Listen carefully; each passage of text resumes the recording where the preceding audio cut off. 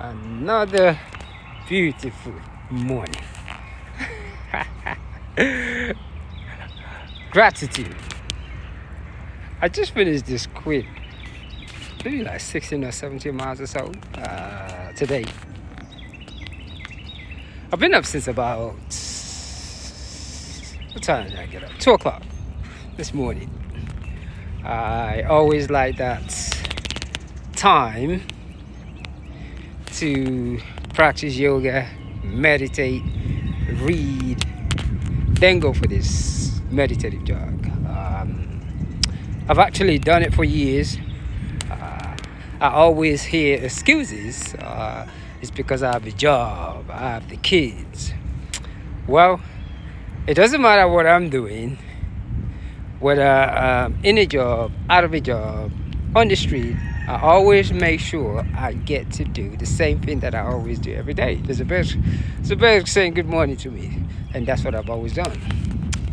Then when I went through another experience with my health, that's when I truly realized that everything is just an excuse, because it doesn't matter what you do, you are actually replaceable.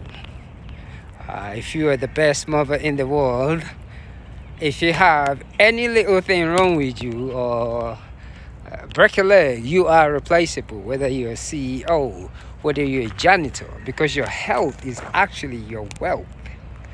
That's what I'm saying. Your health is your wealth. So when people come up with, I don't have time, you just don't want to create time. You could be, it doesn't matter what job you're doing. If they cannot open up without you, but the moment your health deteriorated, good morning, you will be replaced, period, without a doubt. So, and that's what I've learned. So that's what I hear people talk about. Yeah, I have this, I have this. It's just an excuse of not creating time. One of the things that I've become really passionate about is mental health. Mental health has really been something that led me to even study spirituality.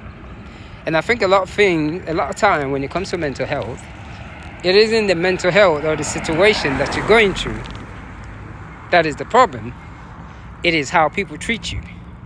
I have come to realize that when I had a little setback, like literally my whole family started talking to me, all my friends, and I don't think it's intentional, because I get to see a lot of things. I get to realize that I was raised that way to George. Anything that I don't understand, I would rather run away from it. For me to be talking about wealth and abundance, and I sleep on the couch, or not having all these things that everybody said they have, it just doesn't make no sense. But the thing is, you could train your mind. You could train your mind to be worried, and you could also train your mind to not be worried.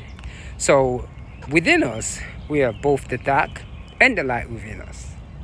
And the moment we realize that, we take this thing more seriously. So like I'm saying, when it comes to mental health, one of the things that most people do not want to talk about, the therapy, I'm going to keep on saying it, the therapy is wonderful. But the self-therapy is what people do not do. We don't want to take time to meditate. We don't want to take time to move our body. We don't even want to exercise our diet. When I mean exercise by our diet is, what we put in our system also have a lot to do with our chemical that goes into our brain. Our sleep pattern. A lot of times to cure mental health, you have to read a lot. It depends on what you are putting in your head. And also you have to get out of your comfort zone. Your comfort zone sometimes meaning your spiritual background that you're raised in might not be able to cope with the type of mental health that you're dealing with. I'm not saying religion isn't good, because what I've done over the years, I've sat down and read the Bible, the Quran, the Torah, the Bhagavad Gita. I studied Buddhism, I studied Shinto. I took advantage of everything. I bring science into it. I read agnostic books, I read atheistic books. And I come to realize that at the end of the day, what I've come to realize is, like I said, everybody is a try and error. They have an answer to a certain limit. People will say, oh, you don't have faith, you don't have this, it's this. No. All these religions have an answer to a certain minute. to a certain limit, should I say.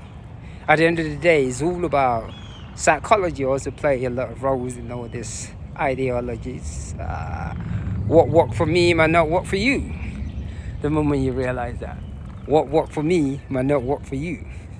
So that being said, today I am grateful for another breath of life. Gratitude. I am grateful for being able to blink my eye. I am grateful for having a bowel movement this morning. I am grateful for a cup of tea, a cup of water. I am truly, truly grateful that I can get up this morning and go out and do my little quick jog and come back. All these things, they are priceless. Lately, I begin to practice more of a gratitude mode because each time I think about the things that society said I do not have, I feel like I'm lacking. Because everything is energy, now I begin to be more grateful for everything that is around me. So today, be grateful if you could blink your eye. There are a lot of people that went to bed like you and I last night with a good eyesight, good hearing, ability to digest their food, but they wake up this morning for some reason that we all don't know about. They cannot do the same thing again. So if you're watching this, always remember, mental health is the key. And when we begin to heal ourselves, we're able to help others. May you find peace and one love.